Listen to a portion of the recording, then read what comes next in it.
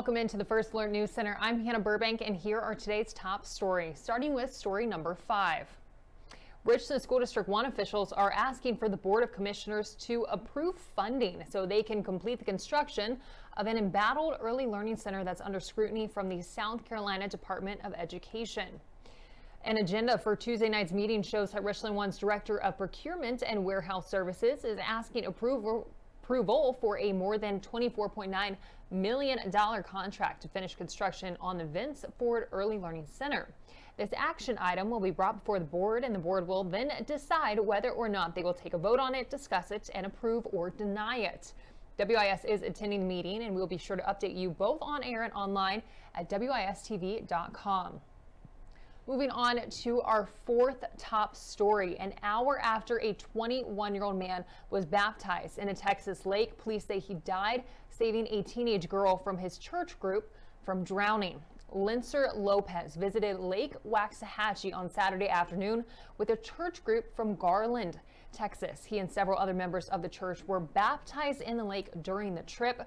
An hour later, the group was enjoying the water when a teenage girl with them started drowning. Lopez sprang into action, rushing to save her. Now, the teenager did survive. She was pulled from the water by a boater, Jacob Bell, who performed CPR, successfully reviving her. Bell then helped recover Lincer Lopez's body. Moving on to our third top story. After a break in activity following Hurricane Ernesto, the National Hurricane Center is monitoring a zone in the central Atlantic for the possibility of a tropical system to develop over the next 7 days. Right now, the chance of development is just 20%. Otherwise, the rest of the Atlantic is quiet, and when the time comes, the next name on our list is Francine.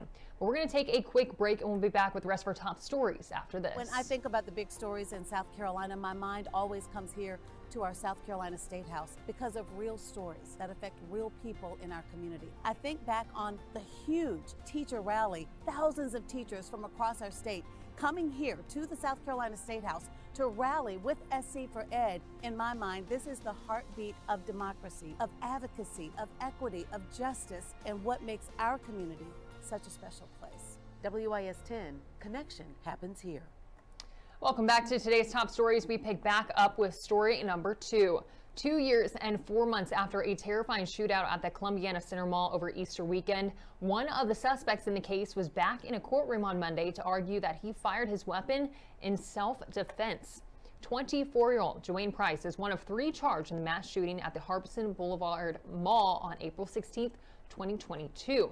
Amari Smith and Marquise Robinson were also arrested in this case. Each of the 3 faces attempted murder and aggravated assault charges. More than a dozen people were injured in chaos, 9 with gunshot wounds. Price claims he drew his gun in the crowded mall that day because he, quote, feared for his life. Now, we are continuing to follow this hearing and will bring you updates on air and online at WISTV.com. Moving on to our top story of the day.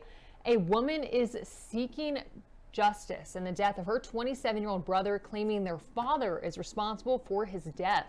Dorchester County Sheriff's deputies responded around 3 a.m. on June 26 to a home in the 200 block of Cone Lane in Somerville. Upon their arrival, they say Ronald McDonald was yelling that his son Cody McDonald was shot on the porch. While chest compressions were performed on Cody McDonald, an incident report states that a deputy attempted to detain his father, whom the report states became combative and was escorted to the ground, detained, and placed in the rear of the deputy's vehicle. Cody's sister, Bridget Dubois, said when she heard the news of her brother's death, she rushed to her grandmother's house where she saw Ronald with blood all over him. After assessing the scene and speaking with her father, she is convinced Ronald murdered Cody. The Dorchester County Sheriff's Office was asked multiple times to comment on the investigation and had no additional comments other than it's an open investigation. That is all for today's top stories, but you can find all of these stories and more up on our website, WISTV.com.